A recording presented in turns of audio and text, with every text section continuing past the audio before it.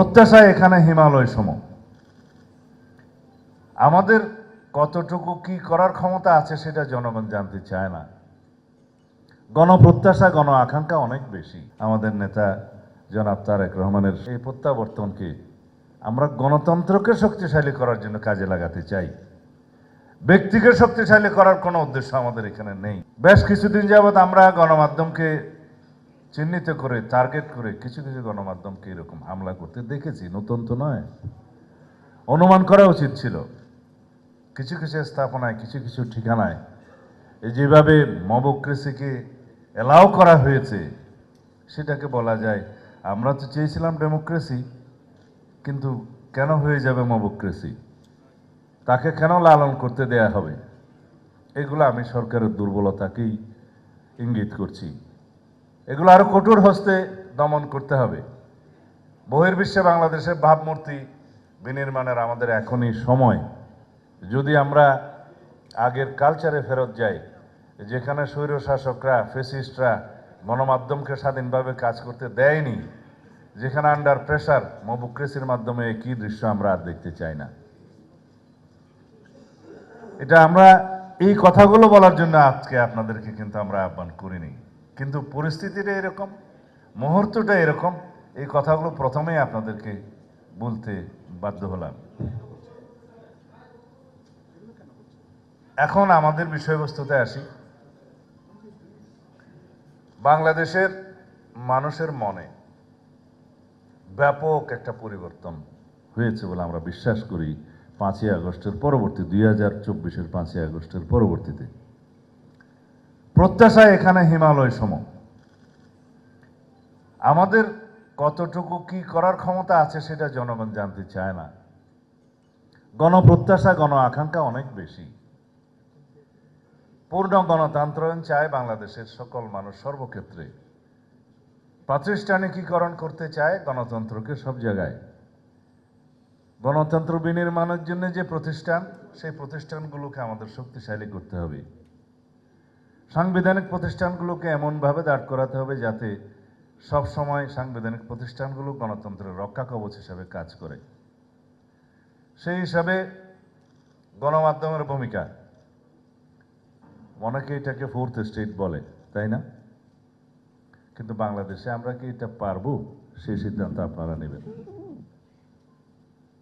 আমাদের সাংবাদিক বন্ধুদের মধ্যে অনেকেরই পলিটিক্যাল এফিলিয়েশন থাকবে, আছে, কিন্তু বাংলাদেশের স্বার্থের বিবেচনায় সবসময় আমরা যেন দেশের পক্ষেই থাকি, নিরপেক্ষ না থাকি, এটা আপনাদের কাছে কামনা করি।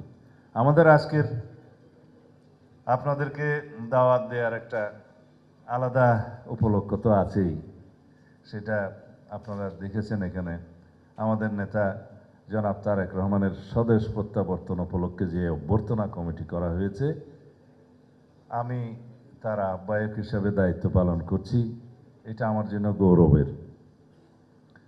কিন্তু এটাকে এমনভাবে আমরা বাংলাদেশের মানুষের কাছে উপস্থাপন করতে চাই যেন বাংলাদেশের গণতন্ত্রের খুঁটিটা শক্তিশালী হয় তার প্রত্যাবর্তনের মধ্য দিয়ে।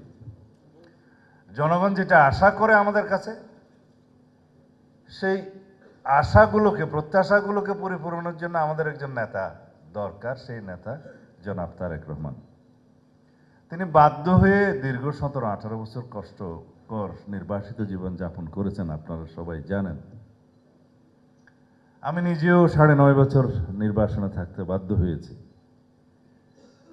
তিনি আসবেন, সারা জাতি অপেক্ষমান। তার এই প্রত্যাবর্তনকে আমরা গণতন্ত্রকে শক্তিশালী করার জন্য কাজে লাগাতে চাই। ব্যক্তিকে শক্তিশালী করার কোনো উদ্দেশ্য আমাদের এখানে নেই।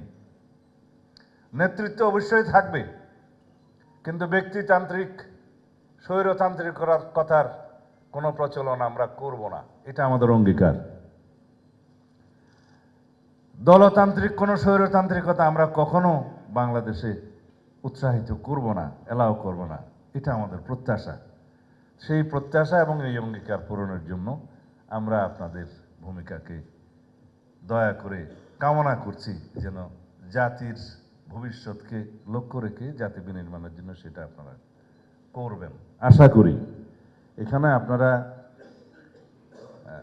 আমি মনে করি আপনারা যখন কথা বলবেন সেই লক্ষ্যেই বলবেন। আমরা আমাদের নেতাকে অভ্যর্থনা জানাবো, সারা জাতি অভ্যর্থনা জানাবে, সেটা হচ্ছে আমাদের আপনাদেরকে আহ্বান করার একটা বাহানা। কিন্তু আমাদের মূল উদ্দেশ্য হচ্ছে আপনাদের সাথে আমাদের যে যোগসূত্র, যে মেলবন্ধন, এইটা যেন সবসময় খুব শক্তিশালী থাকে। এই এডহেশন বলি বা কোহেশন বলি, যা কিছুই বলি, সেটা করার দায়িত্ব আমাদের চাইতে আপনাদের বেশি। যদি আপনারা রাষ্ট্রের প্রতি, সমাজের প্রতি এবং সংস্কারকৃত সমাজ নির্মাণের প্রতি যদি আপনারা প্রতিশ্রুত থাকেন, ইনশাআল্লাহ যদি রাষ্ট্র পরিচালনার দায়িত্ব জনগণ দয়া করে আমাদেরকে অর্পণ করেন, তখন আপনাদের কাছে আমরা এখনই এই প্রত্যাশা দিতে পারি যে আমাদের সহযোগিতা থাকবে সর্বোচ্চ। আমরা অতীত ভুলে যেতে চাই। ফ্যাসিবাদী গোষ্ঠী কি করেছে সেটা স্মরণে রাখতে চাই এবং তার এই ঐতিহাসিক ইতিহাসের উপর ভিত্তি করে আমরা ইনশাআল্লাহ উজ্জ্বল আগামী বিনির্মাণ করব।